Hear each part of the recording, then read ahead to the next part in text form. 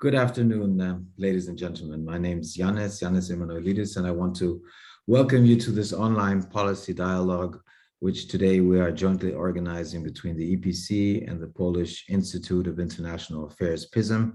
I want to express a big thank you to the colleagues from PISM who were made all this happening and possible.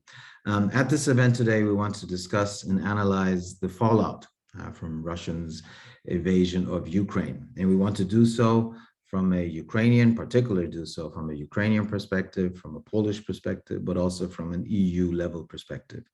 We are now 3 weeks into this new chapter of Putin's war of aggression against Ukraine.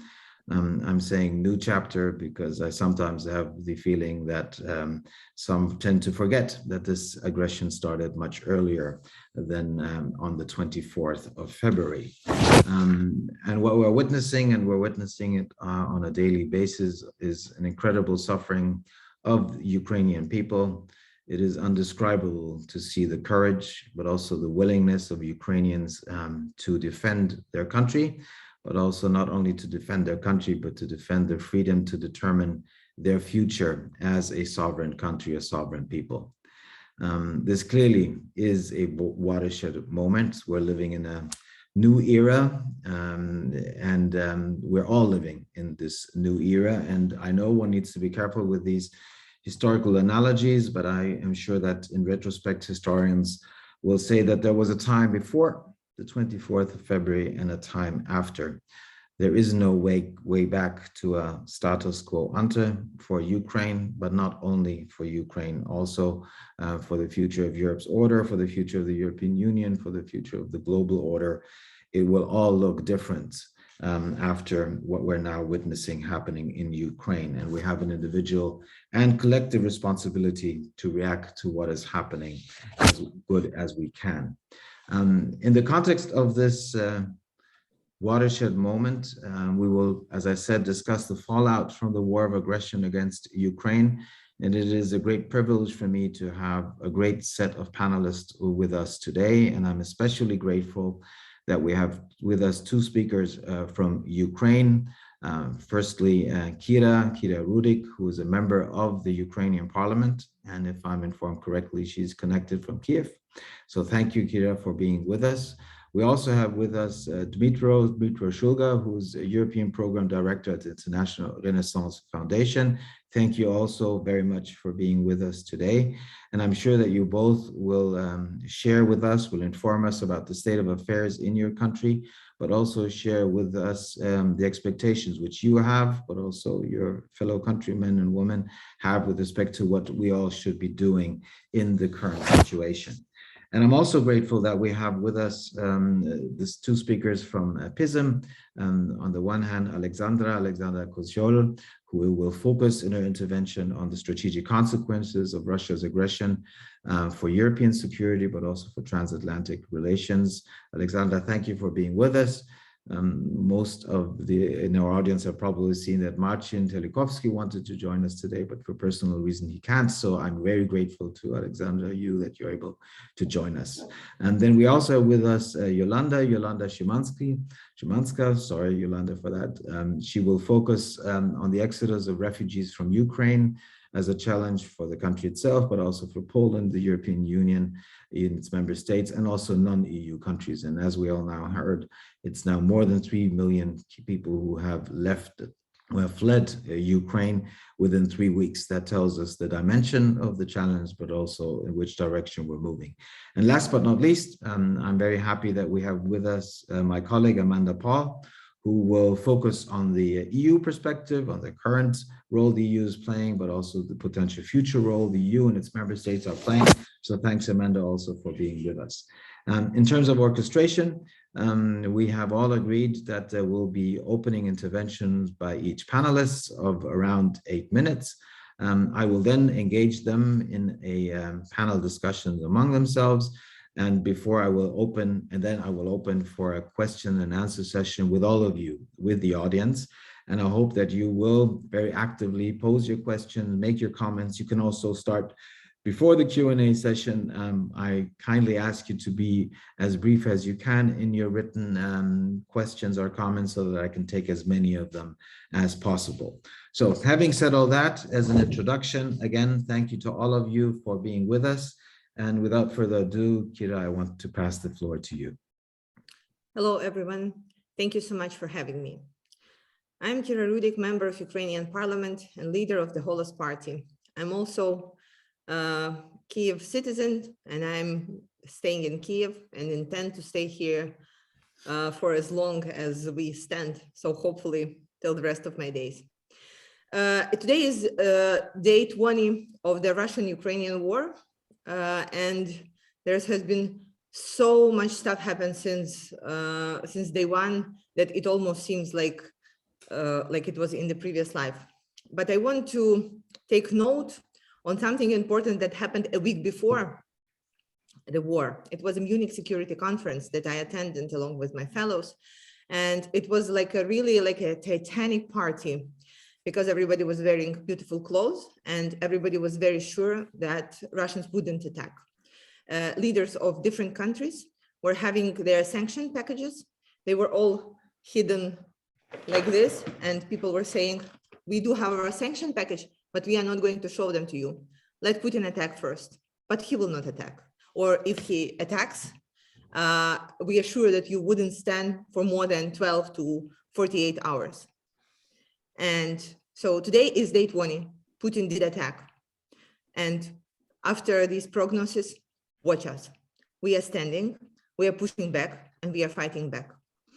So it has been a tremendous change for my country and for my people, because we had to learn to protect ourselves, to fight, to change the supply chain, to redistribute, to totally change how we thinking, how we working, how we acting, how we are fighting.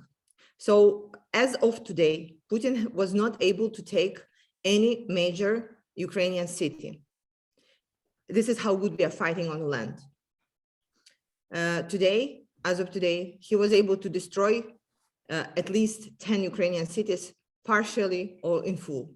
This is how hard it is for us to protect ourselves from the air. Putin was thinking that he's only fighting Ukrainian army, and his plans was for a blitzkrieg, which definitely failed. And because it very quickly turned into the national war, into the war where every single Ukrainian citizen, man, woman, teenager, and elderly is participating in the matter that they could figure out for themselves. So we have right now an extremely motivated army, extremely motivated resistance throughout the country, and on the land, we're giving them hell. You probably have seen the amount of Russian soldiers killed. It's by different means 15,000 or more in 20 days. And this is what we have done with fighting the army that is the third largest army in the world and probably one of the most cruel. So what are we going through and what is going to happen, what the fallouts and consequences? So there is a lot of emotional things that I can tell you about this war, how it affected people's lives and how it was unprecedented change, unprecedented harm that has been done not only this generation, but for the many, many moving forward. I want to concentrate right now on the pragmatic thing, on what to do next. And I will finish with a very personal story. It seems that we lost Kira. Let's see whether she can quickly reconnect, but that might take a while.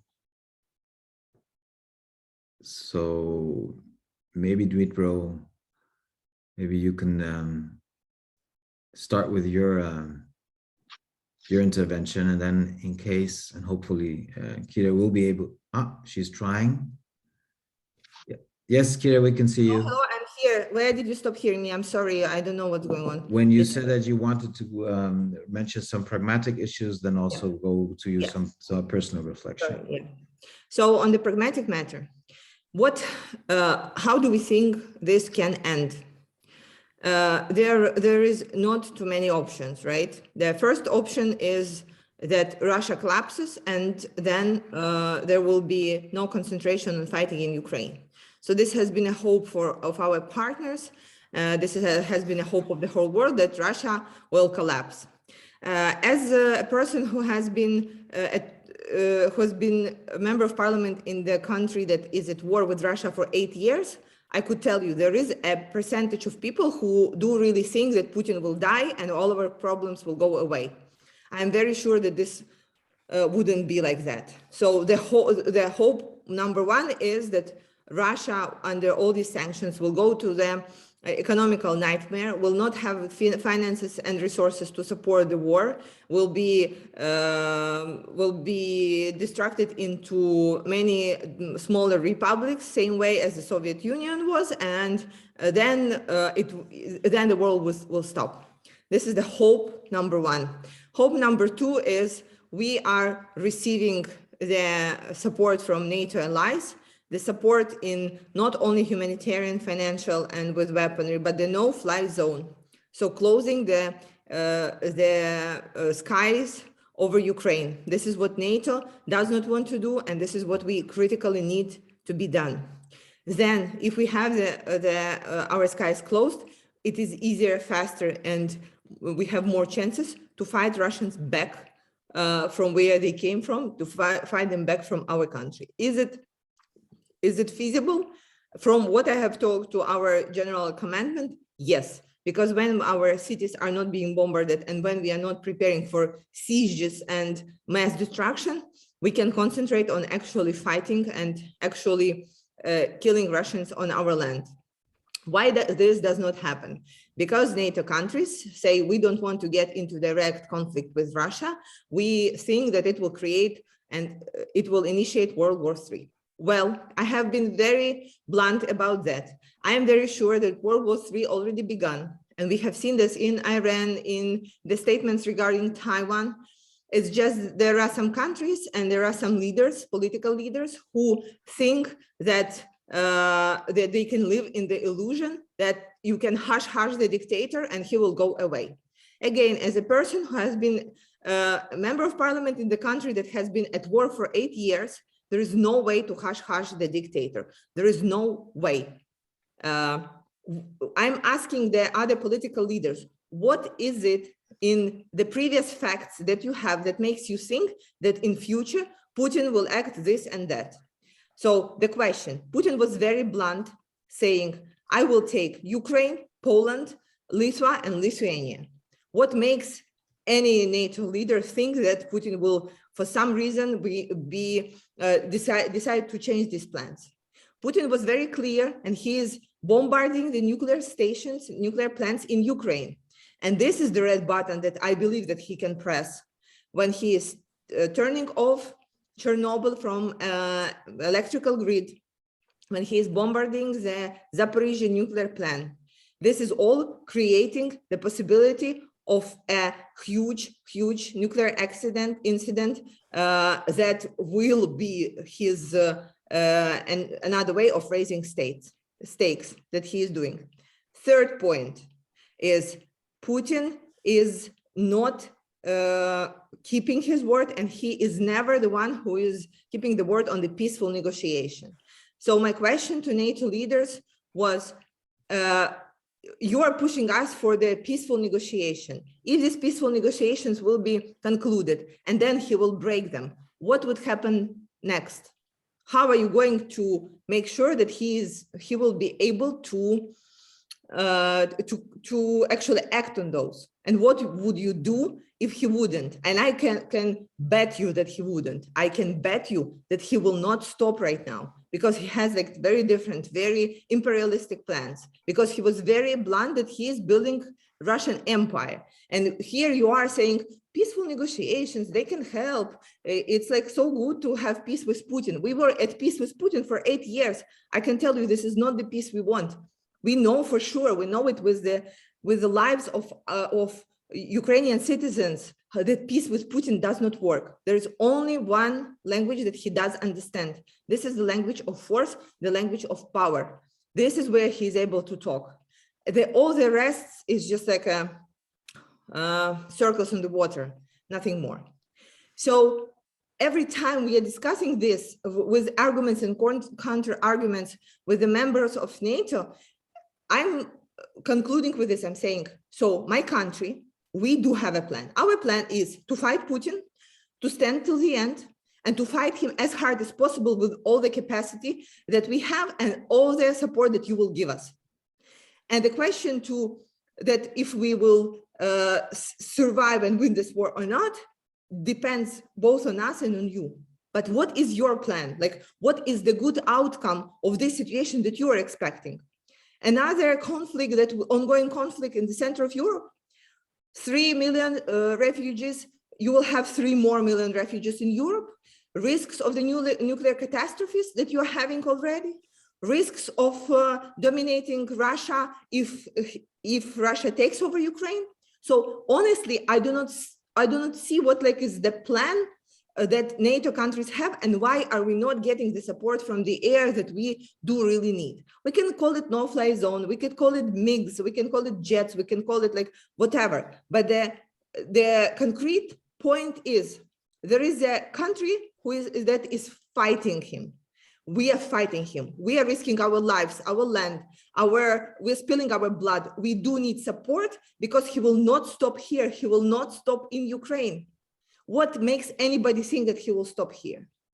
And I will end with, so you know what bothers me the most in this 20 days is that same way as every post-Soviet country, we were hoping, or my generation, we were hoping to raise up a generation of children that wouldn't know poverty of 90s, wouldn't know revolutions, wouldn't know war, wouldn't know any of that, that finally, after we have suffered through all the historical things that we had to suffer, which is fine, that we will at some point bring up a generation of children that wouldn't know all of that, who will be normal without all these traumas, without all these things of hypercompensation, everything. And it was such a hope for my country that these children will be raised and then we will be moved forward from all of that, from all the past. And now I feel like we failed this generation, because what I have seen in the bomb shelter, what I have seen in the refugees camp, what I have seen among all the children, this is something that cannot be fixed. The toddlers who know their blood type, they come from Mariupol, they know their blood type, they showing like this when they are asked. The kids whose mommies were put them into the buses, who are sticking to their little backpacks with all their paperwork, and we're told one thing: stick to your backpack no matter what, you just have to hold it. And they're holding it, and even when they're in safety, they're still holding it because their mommies would, in Kharkiv or wherever, were telling them to hold to it. Children who know air raid sirens and know to get down on their knees, even they're walking in the streets with their dogs, because they know that it's a danger. This is something that cannot be fixed for my country already. And the only thing that I want right now is for us to do everything possible and impossible to get the no-fly zone and to be able to win this war until it is too late for us to have a normal future, until all the damage that is being done every single day is irreparable. So if I can plead to any of you who are listening to me right now, I'm asking you to influence all the politicians that you can to help Ukraine right now to close our skies. On the day one of war, I'm the super peaceful person. I started training with Kalashnikov, and I'm doing it right now. And I assembled a resistance team who is fighting within the overall resistance group. And this is what we are doing. But there is nothing that I can do with the missiles that are going on our homes. Nothing. And this is the scariest part. And this is when we want help. And I would like to finish with with the deepest and sincere thank you to all the Polish people who are listening to us for taking up our refugees. We will never forget this. We will never forget this. And I thank you from the bottom of my heart. Thank you. Thank you, Kira, for not only explaining us what the situation is like in your country, reminding us of even a week before or in the days before the 24th of all the mistakes which we have committed in our assessment of what will happen. And thanks for also by sharing for the fact that you have shared with us what you think are the options and where you think that the only thing what could help you in your country is now a no-fly zone. And thanks, by the way, also for being emotional, because I think you have all right to be emotional, and it's good that you share these emotions with all of us. We will come back, I'm sure, to some of the things which you raised in your intervention. But now I want to move on to Dmytro and to your intervention. The floor is yours, Dmytro. Thank you. Thank you very much. You know, this is all insane. This is really insane, and this is kind of nightmare. This is kind of horror movie what we are living in now. And I understand that many people just can't understand that this is really happening. But it is. The Russians, it's very clear that the Russians miscalculated completely Ukraine. They understood in a couple of days after failed attack, they understood that they are not welcome here. So they started the war of total destruction. And this is what we're experiencing now in Ukraine, with the cities bombarded, with hospitals bombarded, with nuclear power stations bombarded, with people kidnapped in the occupied areas. Average people or mayors are kidnapped and tortured, obviously to make them surrender and to collaborate. And I know from direct hand experience. I know I have a friend living in an occupied area now in Chernihiv Oblast. He told me of the things, of the atrocities of the Russian army, which basically this is what you remember of the Nazis' crimes. This is what is happening now in the occupied areas, in the occupied villages and towns in Ukraine. And this should be stopped. And for Ukraine, this is really an existential war. This is clear. We are fighting for our existence. And this is now, even according to the public opinion poll, according to what I hear from fellows, this is a widespread understanding in Ukraine. This is our existential war. We fight for our existence, for our survival. And the Russians basically deny survival of Ukrainians. Actually, not only Ukrainians, but all Ukrainian citizens. They don't discriminate whether you're Russian speaker, Ukrainian speaker. They bomb even Russian churches in Ukraine, no matter. It's really total destruction. And yes, we are fighting alone in a way that we are the all fighting side on our side. But of course, we of course see, and we are very thankful for all the support we have from the Western countries for equipment, for ammunition, for volunteers who come to fight for Ukraine as well. But the reality is that we are not NATO ally, and we have to fight for ourselves alone. So now, and I mean, after all these calls for no-fly zone, I see NATO is afraid. Actually, this is bad message for NATO, because Russia sees that NATO is afraid. Russia sees NATO's weakness. But okay, I mean, if NATO is not able to step in directly itself, at least NATO can give us more equipment, more serious equipment, to close the sky by ourselves, to defend our skies, to give us the capacity to defend our skies. We are already doing it, but it's very difficult. They have more resources. The Russian side have more resources, more planes, more missiles. Actually, it surprised me to hear from some military analysts and also politologists from the West that what Ukraine needs now is not like planes or some sophisticated systems, but like Stingers. And you can fight with Stingers. Yes, we are thankful for Stingers and for other these systems like what Poland gave to us and other countries. We are using it, but for those people who, I mean, you cannot, at night when most bombardment is going, you cannot, I mean, in order to fight a plane with Stinger, you need to spot it, you need to see it. You cannot fight a plane at night at all if you are just a Stinger fighter. So I mean, it's not really feasible for us to hold our sky without really sophisticated systems, without planes, without anti-aircraft systems and anti-missile systems. This is what we are asking for, and I mean, it's really painful to see. I mean, it was all very clear a year ago that this is our need. Ukrainian government, Ukrainian experts were telling about this to Western governments, and if we had got those systems a year ago, several months ago, we could be much more capable now to fight Russians back. Okay, now the time is running again. Some people say that it will take, like, I don't know, a month to prepare to have knowledge about how these sophisticated systems, Western type sophisticated systems, to handle them. Okay, but we have already 20 days of war. And I don't see, as Kira said as well, I don't see Russians withdrawing. And I don't believe that Putin will withdraw voluntarily. He is, basically, he's guilty of a crime of aggression.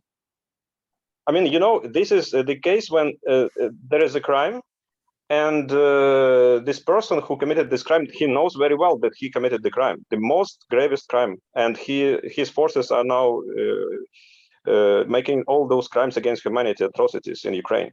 So he knows that he cannot step back. So he should be forced to step back. So that's why we need these capabilities to force him to step back.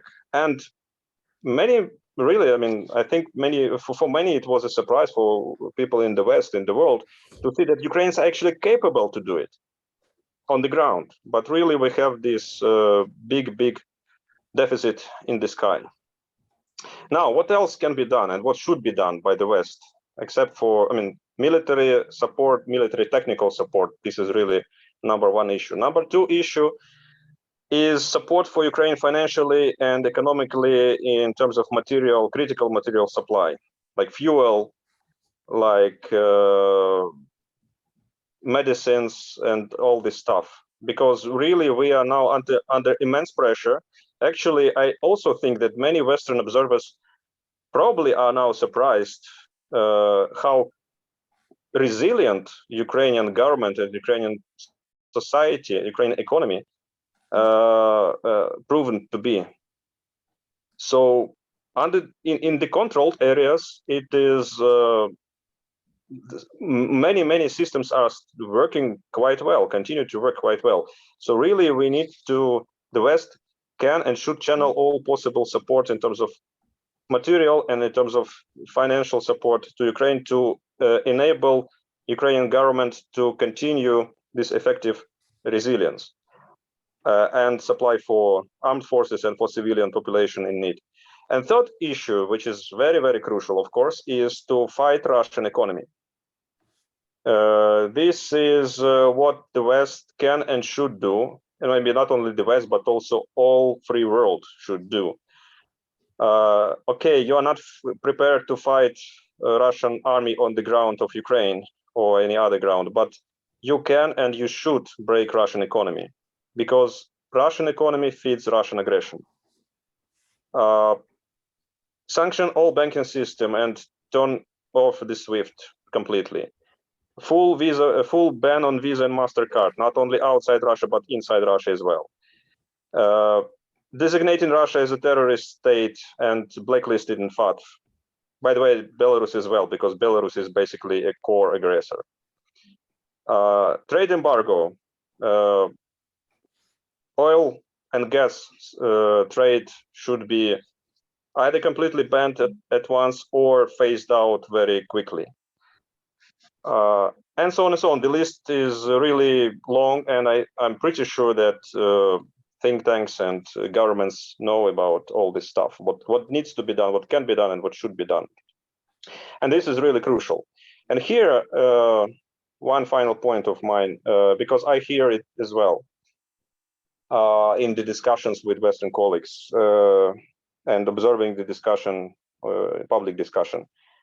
Some people say that how kind of that these sanctions, these massive sanctions, could make a sort of, as it's called, unintended consequences in terms of harming innocent Russian people, not Putin and his government, but innocent Russian people. I will tell you a very consensual opinion of Ukrainians. You know, we have a lot of ties with Russian people. I talked to a lot of my friends. We all have ties with Russian people. We have relatives. I have relatives. We talk to our relatives. We know what Russians do, what Russians feel. At best, they say we cannot do nothing. At worst, they support Russian army. They support killing Ukrainians. This is as ugly as it is. We have a case when a Russian pilot was flying to bomb Ukraine, and it turned out that there is actually his mother actually lives in Ukraine. This is something totally incomprehensible. I mean, there is a widespread opinion, this is consensual opinion in Ukraine, that Russians are not innocent, except for very few Russians who were always anti-Putin. But most of Russian society has this shared responsibility for Putin's aggression. We can say, yes, maybe they were brainwashed, but this is their choice. Ultimately, this is their choice, to be brainwashed and to believe in all these nuts, and to believe Russian TV and to believe Putin, and not to believe even Ukrainian relatives who are now being bombarded and killed. This is as ugly as it is. This is new. I don't know how it's called, Russianism, whatever, but this is really society which is full of hatred and aggression.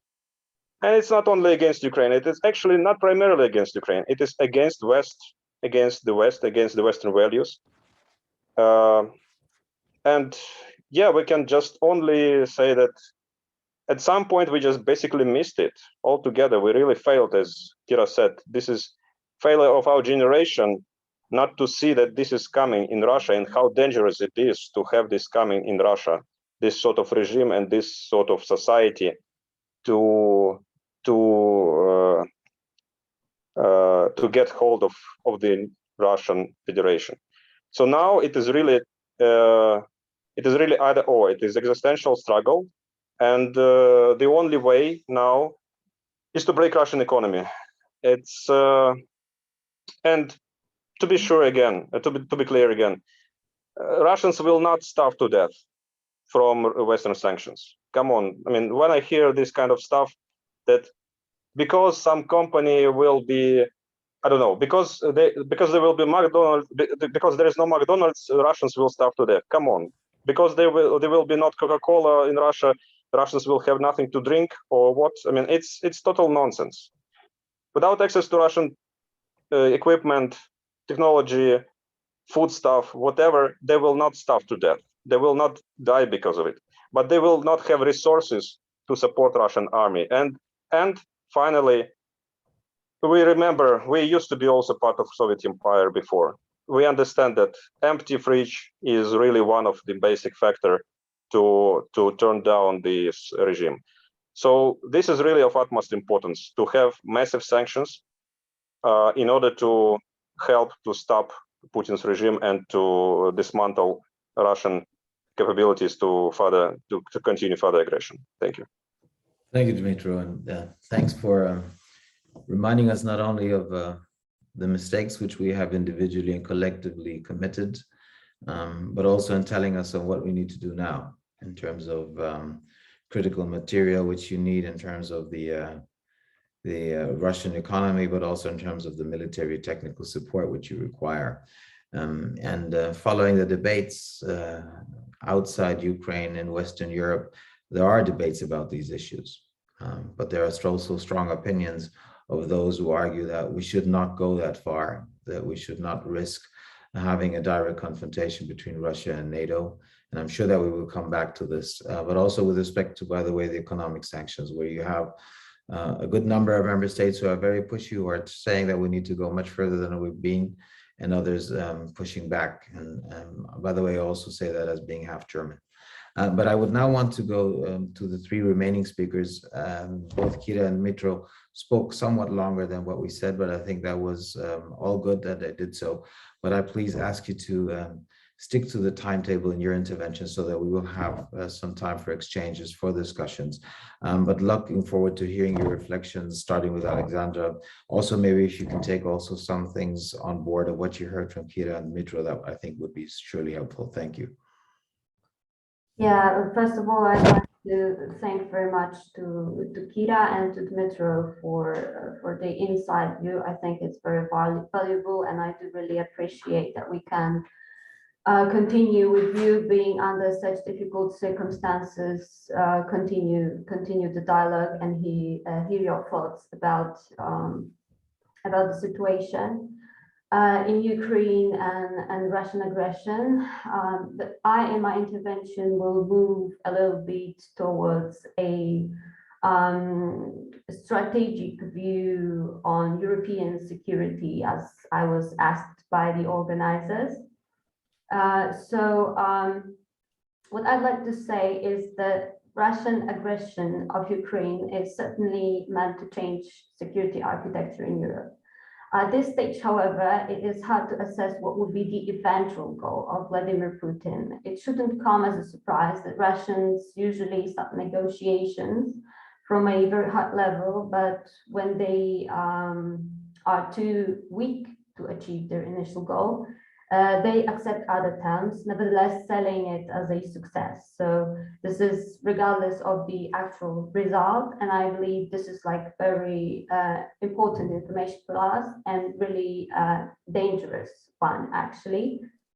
And I believe that we as a West, saying it generally, and agree here with Dmytro, have to force Putin to withdraw from the war.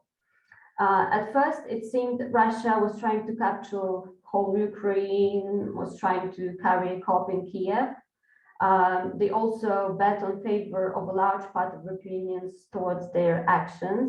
It is now clear, however, that they were wrong and they underestimated both the Ukrainian army and the Ukrainian society. Russia also underestimated the so-called collective West. First of all, it seemed to Vladimir Putin that all the debates and negotiations taking place, among others, in the EU, constitute a weakness. In fact, I believe that we have seen a decisive response of the EU, the US, the UK, and other partners in the form of financial, trade, and personal sanctions. And as we can see, they have an impact not only on the Russian elite, but also put increasing pressure on the Russian society. Although I am aware that we should and we can still do more in this respect. The same can be said about the commitment to European security. Both NATO and the EU have taken decisive action to defend their members and provide support to partners. By this, Russian tactic aimed at intimidating and dividing West proved unsuccessful. The EU decided to provide unprecedented support to Ukraine and the European peace facility in the amount of 500 million euros, including for the lethal aid. In addition, the member states themselves sent military equipment to Ukraine, with Poland being main logistics hub. And it is also clear that the US, together with partners, have increased its commitment to European security. The Americans, the French, decided to send additional forces to NATO's eastern flank to strengthen its deterrence potential. Germany made a quite significant change in its approach to security, decided not only to break the deadlock in the supply of weapons to Ukraine, but also to increase defense spending, which not so long ago seemed very unlikely. Yesterday, for example, Germany confirmed the purchase of up to 35 fighter jets, F-35, that will strengthen nuclear sharing, and 15 fighter Eurojets with Eurofighter jets, which will be used for other operations, thus modernizing its forces in response to Russia's invasion of Ukraine. Therefore, I think that we are dealing with a re-evaluation of the European security policy. Current willingness to cooperate with Russia has been changed, and Russia is now clearly defined as a threat. This is also being followed by the strengthening of cooperation both within European and transatlantic direction. That is also reflected in support to Ukraine in various dimensions, not only the usual ones, which is economic and social, but also military one, which not so long ago we wouldn't have thought about.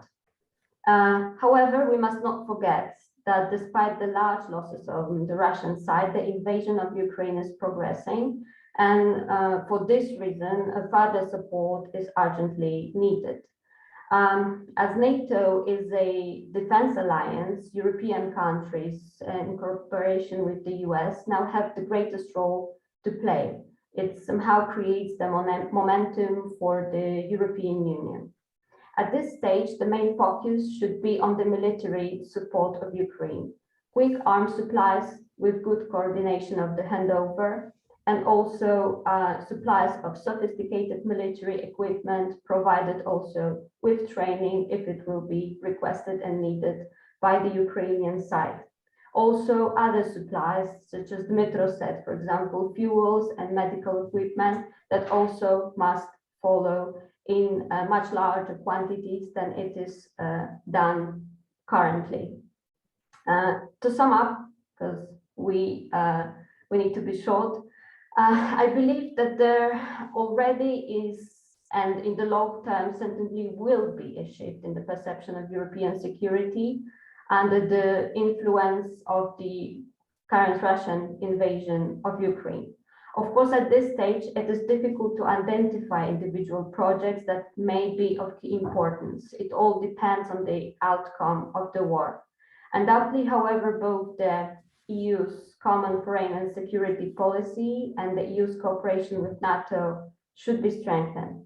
And hopefully, it will play a positive role in strengthening the current Ukrainian defense against Russian invasion and support for the reconstruction of and rebuild of Ukraine. Thank you very much. Thank you very much, Aleksandra. Thank you for sharing your thoughts on the broader picture of the situation and what still needs to be done at the European level. Now, Jolanta, the floor is open to you with respect to the particular focus on refugees, please. Thank you very much. As you mentioned, I'm an expert on migration, not so much on security, but for Poland as a neighborhood country of Ukraine, migration or refugee crisis became a crucial topic recently. As you mentioned, 3 million people have fled from Ukraine. 1.8 million across the Polish-Ukrainian border. It's really difficult to estimate how many people, how many refugees are currently in Poland, because some of them already left to the other EU member states and also to the other countries. But at least yesterday, Polish government estimated that at least 1 million of refugees are currently in Poland. And of course,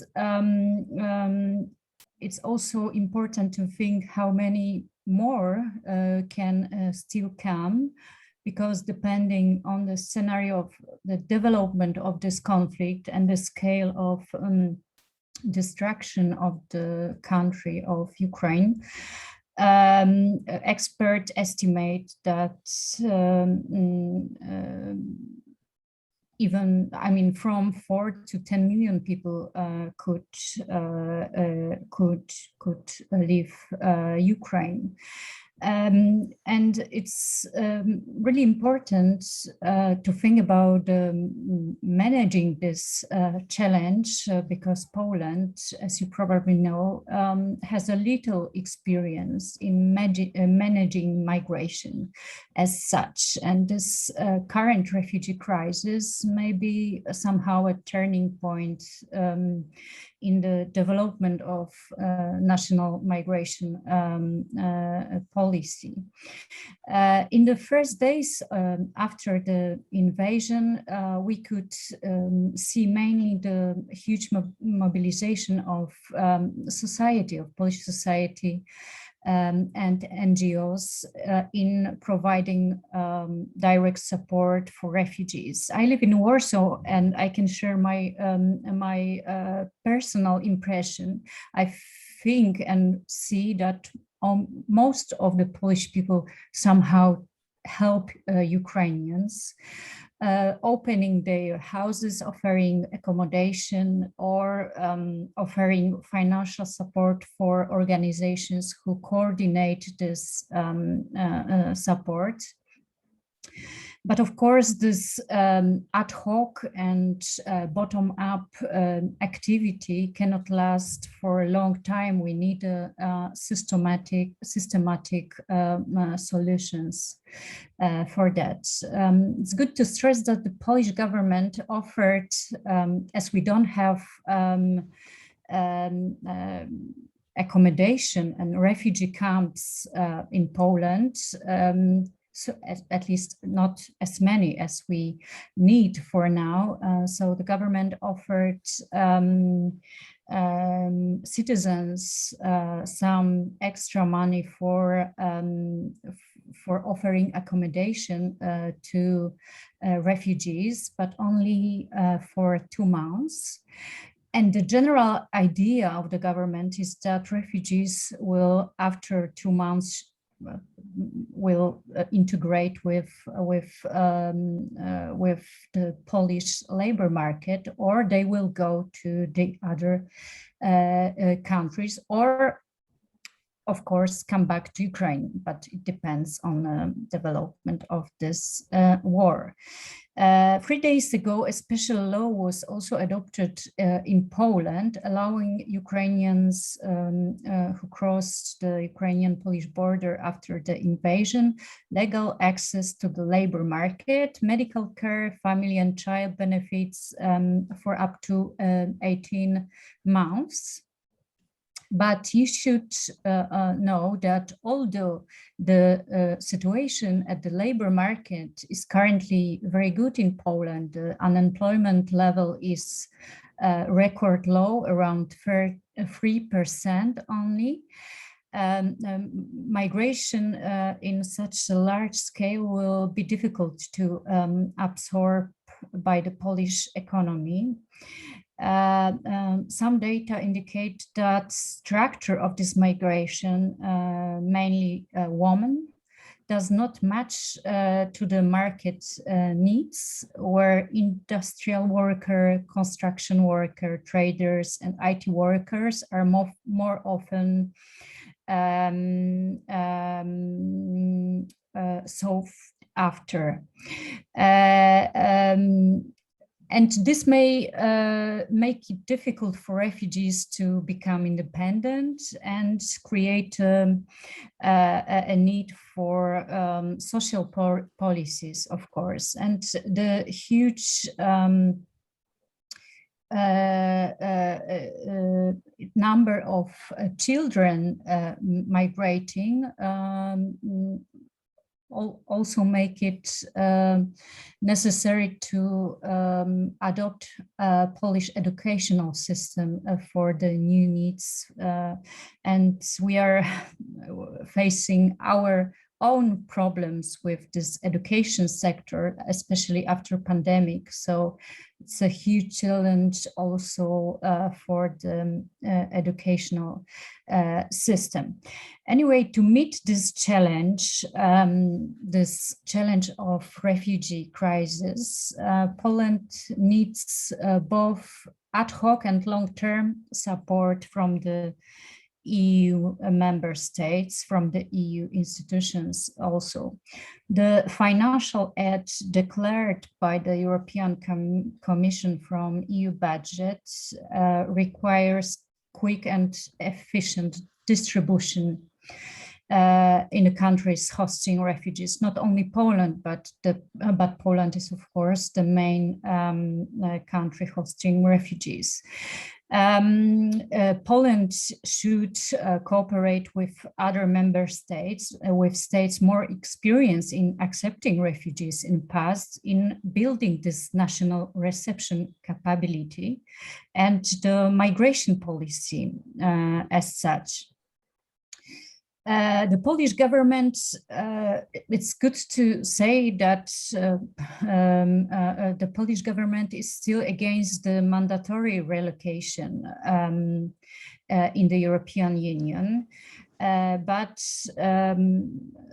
yesterday, at least, I was listening to the press conference of two deputy ministers of Interior, and they declared that they would welcome a voluntary relocation by other member states.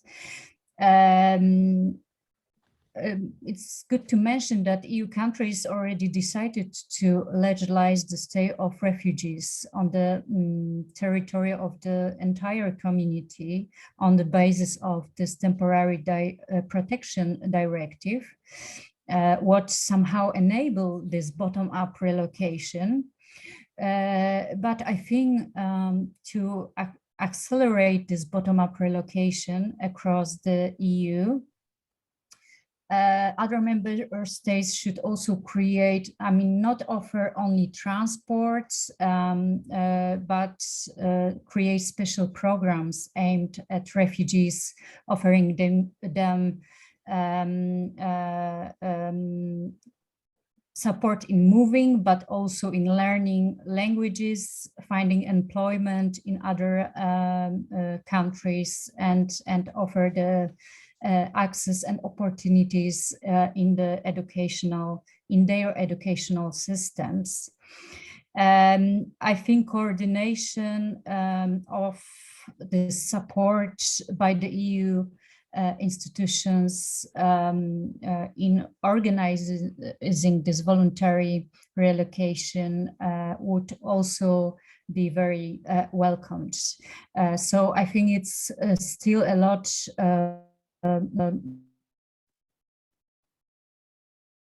to do to prevent the humanitarian crisis. From Polish perspective, we can say that we do what we can do on this ad hoc basis somehow, but in the long run, we will need more support from the other member states. Thank you.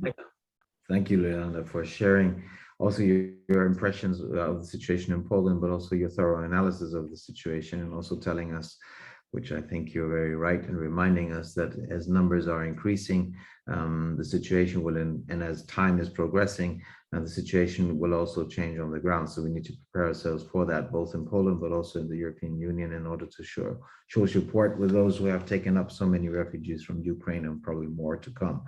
Now over to you, Amanda, we've asked you to look more into the EU perspective, and you can clearly hear a discrepancy between what you hear in many EU member states saying that we have been more united, more firm, quicker and faster than we've been in reactions to other crises.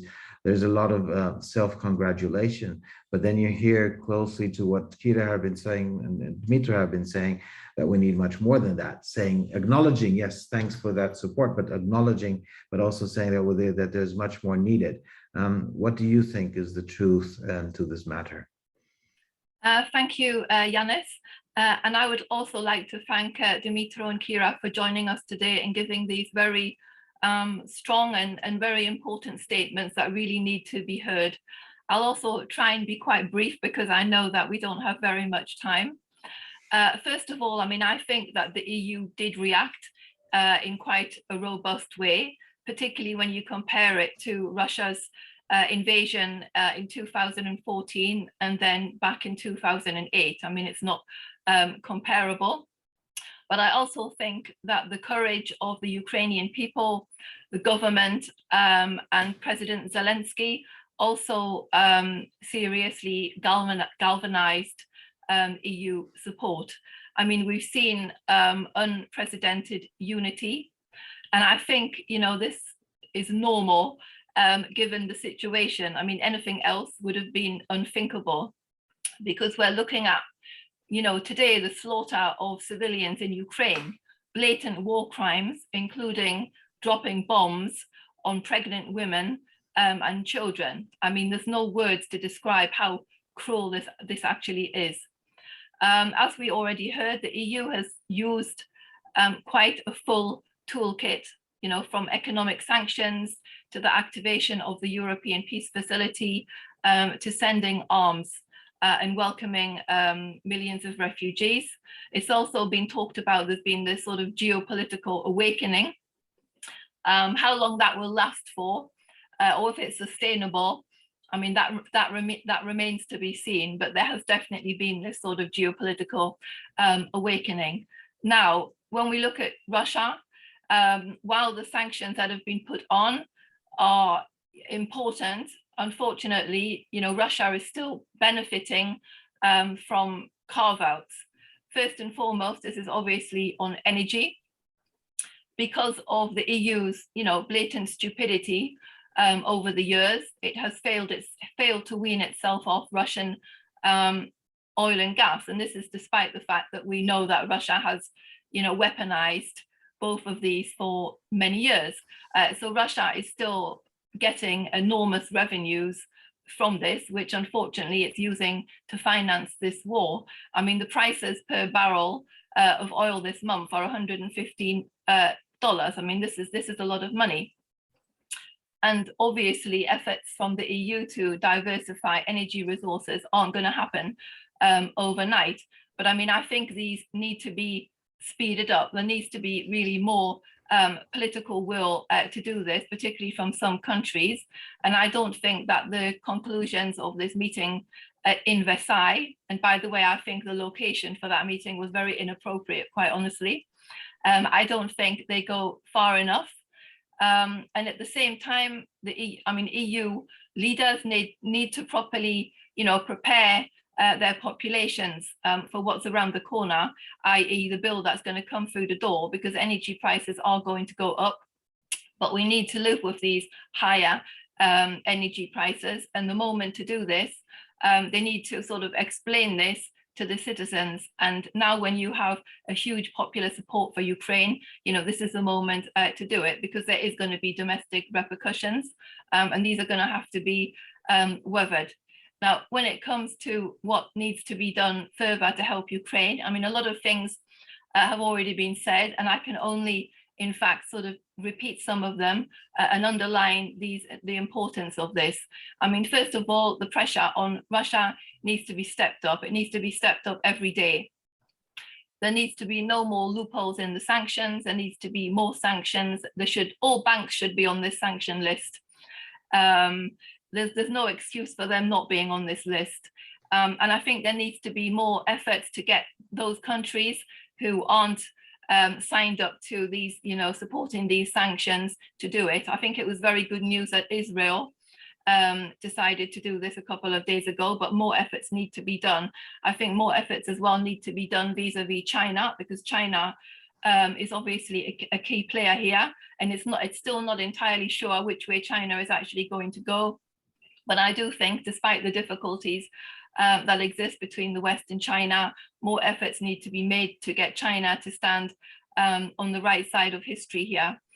Ukraine is going to continue to need, you know, as was mentioned, crucial humanitarian aid.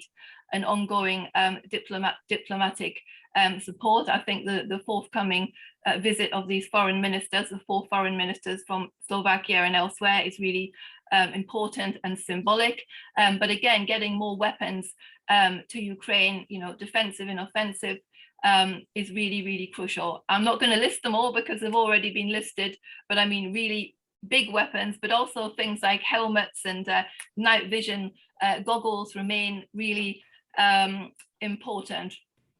And on this issue of the closing the airspace, I mean, it's something actually that I am sort of supporting as well. But I mean, if we don't do it, Ukraine really needs to be given what it needs to do this itself to the best of its ability. And I also think that, there's a hesitation on this due to concerns from Europe over what this means for European or transatlantic security. But I think this sort of hesitation is really unacceptable when we think that Ukrainians are being, slaughtered and massacred on a daily basis. I mean, personally, I feel really uncomfortable living in, my safe, although I'm not entirely sure how safe this really feels now, but in my safe NATO bubble, while Ukrainians, including many friends, are dying. This doesn't make me feel very great. There's also a need to invest in other necessary resources, and this includes specialized human resources to catalog war crimes, because these war crimes in Ukraine are huge, and it's something that needs to be done now. Evidence needs to be collected against Putin and his cronies and anybody else involved in these war crimes, and this is very specialized. It can be very dangerous, but it needs to be done, because we can see every day there's deliberate murders of civilians using, weapons that are illegal, and thousands of violations of international law. Very briefly, I think that the European Commission needs to deliver a positive avis on Ukraine's membership application quickly, not in 3 or 4 years' time, because this is really important. It would send a really strong message. We all know that Ukraine doesn't meet the Copenhagen criteria. Nobody's expecting it to. This is the beginning of the process, but the process should, start quickly, not in a prolonged period of time. And my last point is, under no circumstances should Ukraine be feeling pressurized into accepting a deal with the Russians, because there's a lot of things floating around in social media these days about different options on the table. And I sometimes have the impression that there's, plenty of people in the West that would be very happy just to get, a deal signed. But Ukraine needs to be victorious. It shouldn't be pushed into accepting a deal that would have very bad consequences, because there's no guarantees that Russia won't try this again in the future. So it's really important that we continue to support Ukraine in any which way, in order that Russia doesn't come out of this feeling like it's won, and that there's a fair end to this, meaning that Ukraine's territorial integrity is fully restored, and they're not pushed into doing something that they really don't want to do. So I will leave it at that. Thank you very much, Amanda. Let us immediately go into some of the questions which have been raised by the audience, but also raised. I would like to pose a question myself, both to Kira and to Dmytro, relating to the no-fly zone, but also the discussion we had on the MiG-29. The argument in many Western countries, NATO allies countries, also from NATO itself, has been we do not want to risk engaging into a direct conflict with Russia, NATO forces against Russian forces. And that argument was also raised in terms of what that potentially could mean, given that Russia is a nuclear power, but also that the argument was raised that it would worsen the situation in Ukraine. It wouldn't make the situation better for Ukrainians. How do you respond to such a response to what you have been asking for? Kira, maybe I saw that you already had a response with your eyes. Oh yeah. First of all, if we as a nation who is fighting are asking for this thing, I think that should be prevailing opinion on what we need or not need. How mean it wouldn't be sounding. So like the worst thing, as Dmytro said, like the worst thing you can hear is saying, you don't need this, we will tell you what you need. I'm sorry, these are my people are dying here. I want to have what we need and what our military are saying what we do need, especially if it means, if we logically know that these are the jets that we need to fight in the air. Every time you hear me saying like, I hear anybody saying like, we will help you in the air, I can take everything, we will take everything. Second question, there are, like, I'm a politician myself. There are many different ways of getting us the jets. Not only the way they're saying, yes, we are NATO getting into this unpleasant war for us. You can sell them to us, you can transfer them to us, there were discussions inside the parliaments and my partner saying like, we will lease them, etc. You will give us money, we will lease them, etc. But the core issue is still with this global question. Is there a force that is able to stop Putin or it is not? And NATO needs to figure out for themselves. Are they the force that is going to stop Putin or not? Because imagine that you are not giving us the jets, okay. Putin creates a provocation on the border and the war still begins. Then what? Imagine that everything is going right and he just does his thing. Then what? Imagine we are going into the peaceful treaty and then Putin breaks the peaceful treaty. Then what? So it's like, I'm sorry for reminding everybody about 100 years ago and this unpleasant comparison.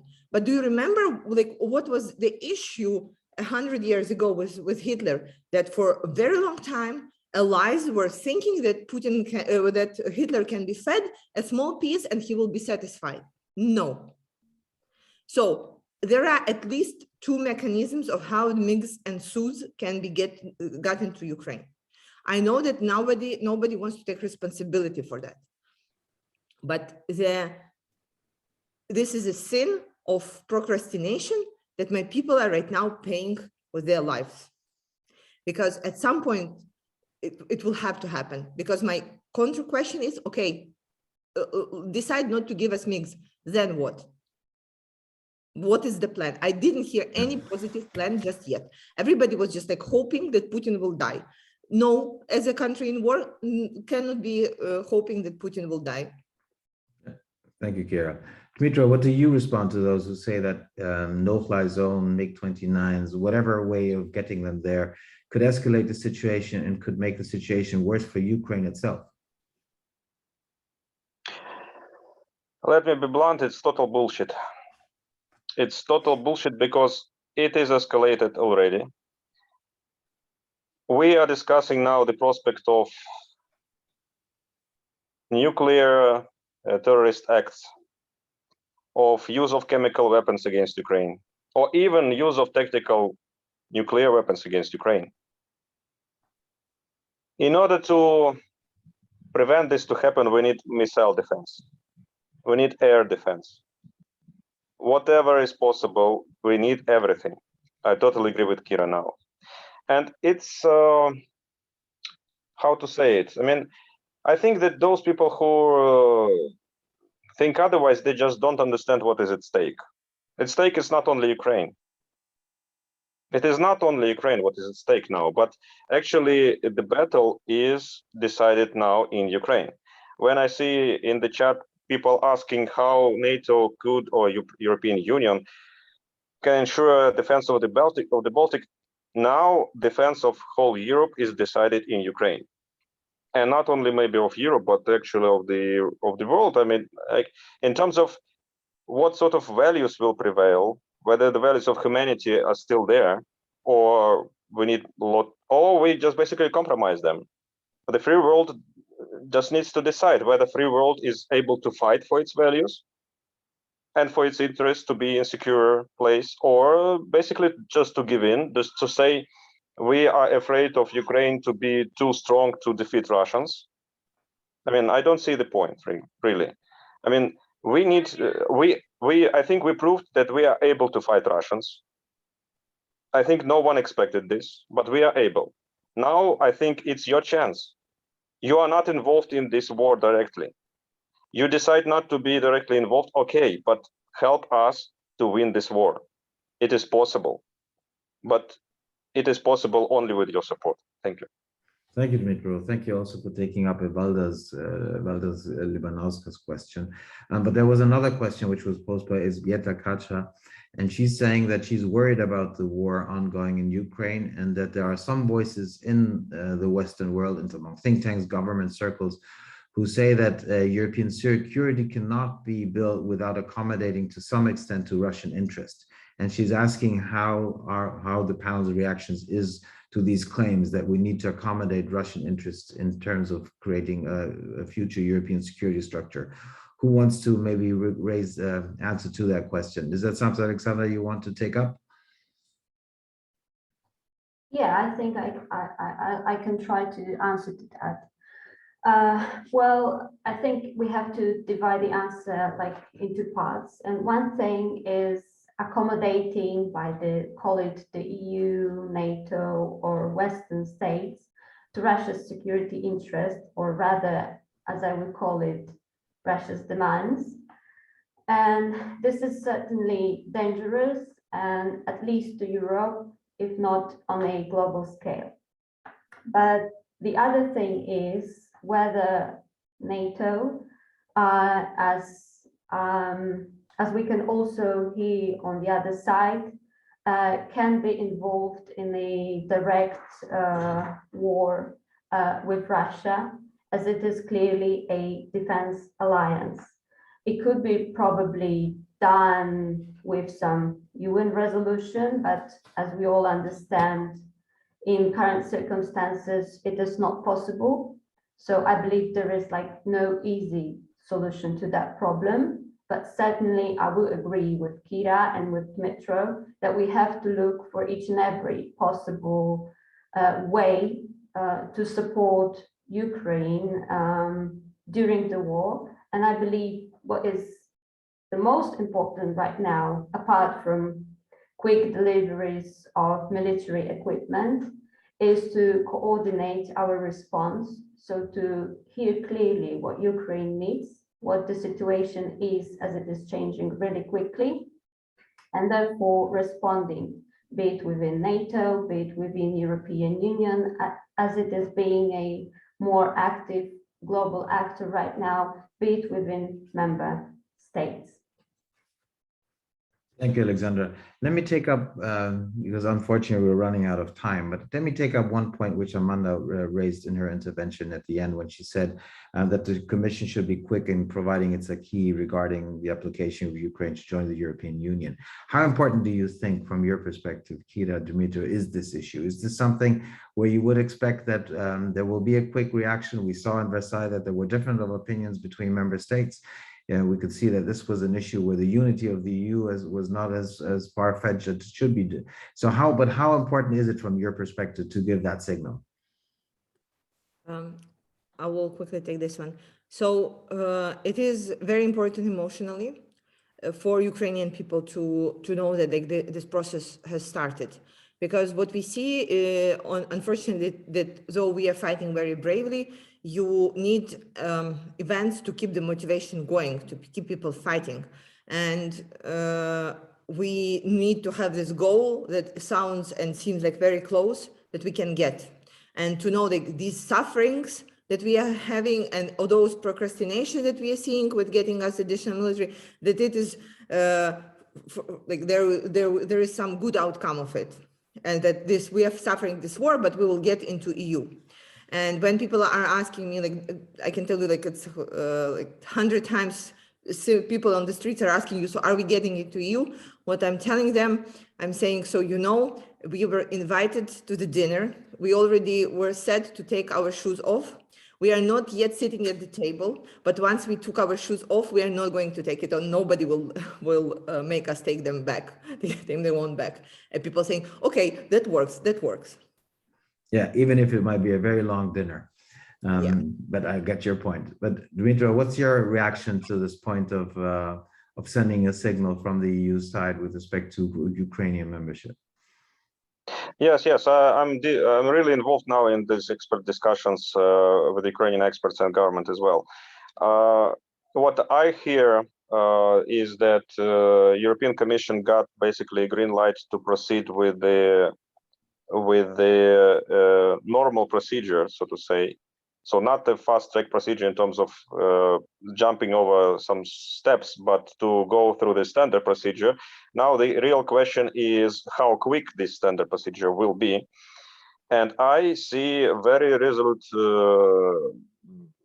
thinking in Ukrainian government that we are able to quickly respond to the questionnaire. We are able to really demonstrate that we are objectively at the level of a candidate status at least. So Ukraine really spent a lot of effort to implement association agreement, and we actually accomplished quite a lot. We got visa liberalization after implementing quite a lot of strict criteria. So we are already quite advanced in terms. We haven't just started this process of European integration. We are already at a very advanced stage in terms of approximation to the European Union. So. And I hear that Ukrainian civil society generally absolutely shares this opinion that we are absolutely at the level of candidate status at least. To me, frankly speaking, I cannot imagine now quick negotiations and membership final destination to happen overnight. But at least this candidate status will be very, very important for two things. First, it will send a message to Putin that Ukraine is really institutionalized as part of the West. And that's why basically his war is pointless, because basically this is his political aim to stop Ukraine's movement to the West. So if Ukraine is given candidate status to European Union and proceeds further with the European integration to the European Union, we understand that NATO is not bold now to offer membership to Ukraine. But you can do this, and this will be a message to Putin right now. It's a very important political message, and this is what the European Union can do. And second, it is important in practical terms when we imagine rebuilding of Ukraine. So when we hope Ukraine will rebuild after the war, it's the question with which funds and to which level. So if we are a candidate and a future member of the European Union, then we can expect that the European Union will help us to rebuild us to the level of basically a EU member state, and this is what is expected. Thank you.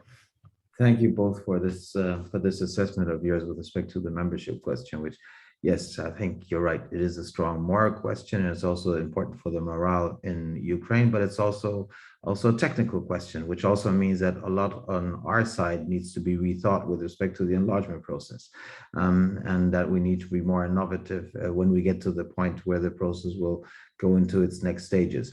But I want to, because we have run out of time, that was a mistake. We should have given ourselves more time, but I want to thank all of you for making the time, for the effort to be with us today. I'll give you the word in a second, Kira. But thanks again for being with us, for sharing your thoughts with us.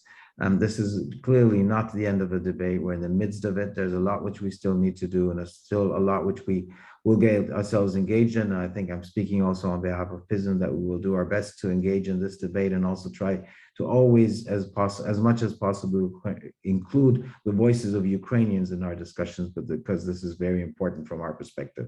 So thank you again for being with us. But Kira, and maybe even Dmytro, I see that you raised your hand, but Kira, you wanted to say something, please do so.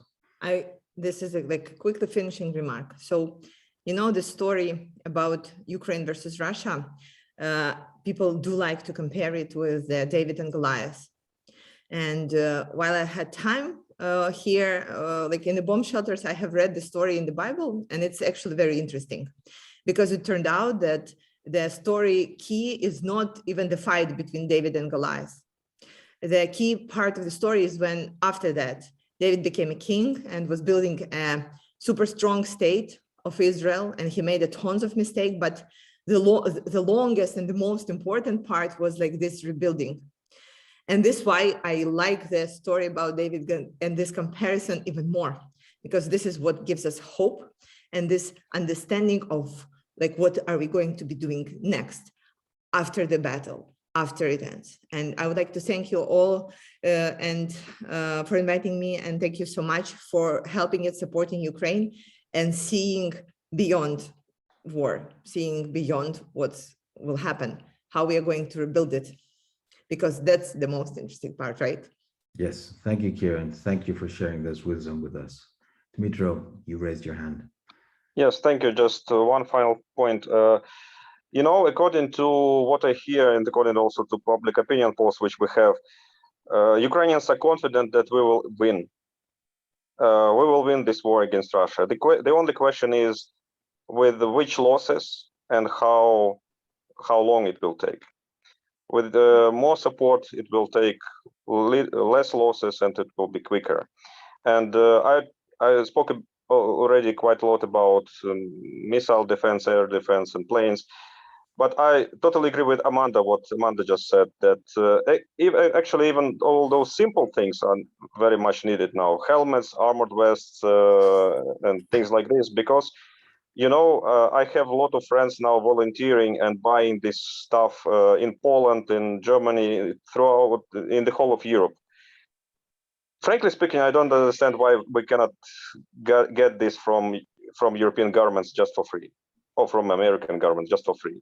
Why should we pay? I donate as well. A lot of colleagues are donating. A lot of colleagues are engaged in this logistics, how to bring this stuff to Ukraine and to disperse it to Ukrainian armed forces, territorial defense, and so on, people who need it. Why it can't be just given for free to those people who are fighting now, who are fighting against Russian force, which is a threat not only to Ukraine, but also to Europe. So this is just my final message. Thank you. Thank you, Dmytro, for sharing that message with us. Thank you to all of you. Thank you to you, Amanda, Jolanta, Aleksandra, Dmytro, and Kira for being with us, for sharing your thoughts, for taking the time to be with us. Thanks to all those who have been following this debate online. And I hope that also many people will follow the recording of it, because there is and will be a recording.